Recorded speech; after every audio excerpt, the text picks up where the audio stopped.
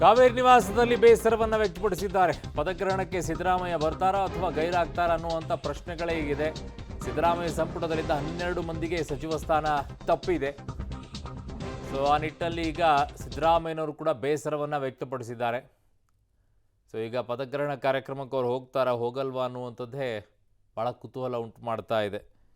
ಏನಿದು ಈ ಥರ ಆಗೋಯ್ತಲ್ಲ ಅಂತ ಹೇಳಿ ಹೈಕಮಾಂಡ್ ಪಟ್ಟಿಗೆ ಸಿದ್ದರಾಮಯ್ಯನವರು ಬೇಸರವನ್ನು ಹೊರಹಾಕಿದ್ದಾರೆ ಅನ್ನುವಂಥ ಮಾಹಿತಿಗಳು ಬರ್ತಾ ಇದೆ.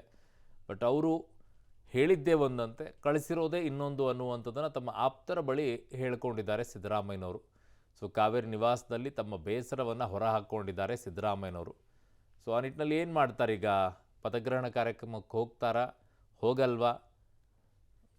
ನೋ ಐಡಿಯಾ ಈಗ ಸದ್ಯಕ್ಕೆ. ಬಟ್ ಅವ್ರಿಗಂತೂ ತುಂಬ ಬೇಸರವಾಗಿದೆ ಅನ್ನುವಂಥ ಮಾಹಿತಿಗಳು ಈಗ ಬರ್ತಾ ಇದೆ.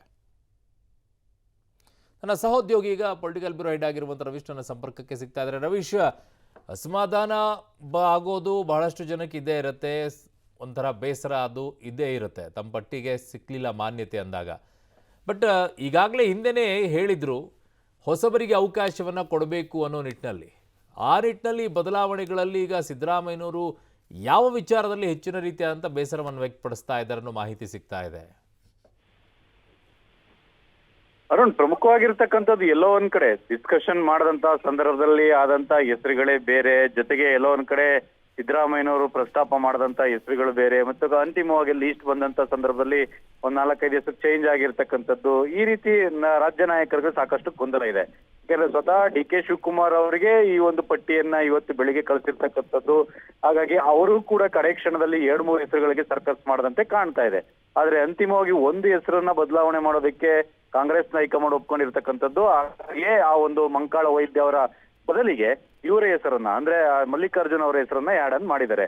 ಇದ್ರ ಜೊತೆಗೆ ಕುರುಬ ಕಮ್ಯುನಿಟಿಯಿಂದ ಎಲ್ಲೋ ಒಂದ್ ಕಡೆ ಉತ್ತರ ಕರ್ನಾಟಕ ಅಥವಾ ಮಧ್ಯ ಕರ್ನಾಟಕ ಭಾಗಕ್ಕೆ ಕೊಡಬೇಕು ಅನ್ನೋದನ್ನು ಕೂಡ ಪ್ರಬಲವಾಗಿ ಸಿದ್ದರಾಮಯ್ಯ ಅವರು ಮಂಡಿಸಿದ್ರು. ಆ ಕಾರಣಗಳಿಗೋಸ್ಕರವಾಗಿ ಹಾವೇರಿಯ ಒಂದು ಬಸವರಾಜ ಶಿವಣ್ಣನವರ ಹೆಸರನ್ನು ಕೂಡ ಪ್ರಸ್ತಾಪ ಮಾಡಿದ್ರು.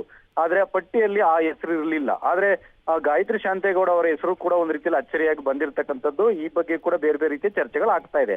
ಹಾಗಾಗಿ ಈ ಪಟ್ಟಿಯಲ್ಲಿ ಆಗಿರ್ತಕ್ಕಂಥ ಗೊಂದಲಗಳು ಜೊತೆಗೆ ಎಲ್ಲೋ ಒಂದ್ ಕಡೆ ಪ್ರಸ್ತಾಪಿತ ಹೆಸರುಗಳು ಇಲ್ಲದೆ ಇರತಕ್ಕಂಥದ್ದು ಹಿನ್ನೆಲೆಯಲ್ಲೂ ಕೂಡ ರಾಜ್ಯ ನಾಯಕರು ಒಂದ್ ರೀತಿಯಲ್ಲಿ ಅಸಮಾಧಾನಕ್ಕೆ ಕಾರಣರಾಗಿದ್ದಾರೆ. ಅದ್ರ ಜೊತೆಗೆ ಸಿದ್ದರಾಮಯ್ಯ ಅವರು ಕೂಡ ಅವರನ್ನ ಭೇಟಿಯಾದಂತಹ ಸಂದರ್ಭದಲ್ಲೂ ಕೂಡ ಒಂದ್ ರೀತಿಯಲ್ಲಿ ಅಸಮಾಧಾನ ಬೇಸರವನ್ನು ಹೊರಹಾಕಿರ್ತಕ್ಕಂಥದ್ದು. ಹಾಗಾಗಿ ಗೊಂದಲ ಇನ್ನಷ್ಟು ಮುಂದುವರೆದಿದೆ, ಇನ್ನೂ ಕೂಡ ಬಗೆಹರಿದಿಲ್ಲ. ಗೊಂದಲ ಬಗೆಹರಿದಿದ್ರೆ ಇಷ್ಟೊತ್ತಿಗಾಗಲೇ ರಾಜಭವನಕ್ಕೆ ಪಟ್ಟಿಯನ್ನ ಅಧಿಕೃತವಾಗಿ ಕಳಿಸ್ಬಿಡ್ಬೇಕಾಗಿತ್ತು. ರಾಜಭವನದಿಂದಲೂ ಕೂಡ ಅಧಿಕೃತವಾಗಿ ನೋಟಿಫಿಕೇಶನ್ ನ ಹೊರಡಿಸ್ಬೇಕಾಗಿತ್ತು. ಆದ್ರೆ ಎಲ್ಲೋ ಒಂದ್ ಕಡೆ 5 ಗಂಟೆಗೆ 4 ಗಂಟೆಗಿತ್ತು, ಅದನ್ನ 1 ಅವರ್ ಪೋಸ್ಟ್ ಪೋನ್ ಮಾಡಿದ್ರು. 5 ಗಂಟೆಗೆ ಆಗಿದ್ರು ಕೂಡ ಇನ್ನು ಕೇವಲ ಇರ್ತಕ್ಕಂಥದ್ದು ಸಮಯ ಏನೋ ಇನ್ನು 1 ಗಂಟೆ 20 ನಿಮಿಷ ಅಷ್ಟೇ ಇರ್ತಕ್ಕಂಥದ್ದು. ಇನ್ನೂ ಕೂಡ ಅಧಿಕೃತವಾಗಿ ಆ ಒಂದು ನೋಟಿಫಿಕೇಶನ್ ನ ಮಾಡದೇ ಇರ್ತಕ್ಕಂಥದ್ದು ಸಾಕಷ್ಟು ಗೊಂದಲಕ್ಕೆ ಕಾರಣವಾಗಿರ್ತಕ್ಕಂಥದ್ದು. ಇದನ್ನ ಕಾಂಗ್ರೆಸ್ನ ಹೈಕಮಾಂಡ್ ಮತ್ತೆ ಡಿ ಕೆ ಶಿವಕುಮಾರ್ ಯಾವ ರೀತಿ ಮ್ಯಾನೇಜ್ ಮಾಡ್ತಾರೆ ಅನ್ನೋದು, ಜೊತೆಗೆ ಸಿದ್ದರಾಮಯ್ಯನವರ ಈ ಒಂದು ರಿಯಾಕ್ಷನ್ ಏನಿದೆ ಸ್ಪಷ್ಟವಾಗಿ ನಿಂತಿದೆ ಅಂತಾನೆ ಹೇಳ್ಬೋದು ಅರುಣ್. ಓಕೆ ರವೀಶ್, ನಿಮ್ಮೆಲ್ಲ ಮಾಹಿತಿಗೆ ಧನ್ಯವಾದಗಳು.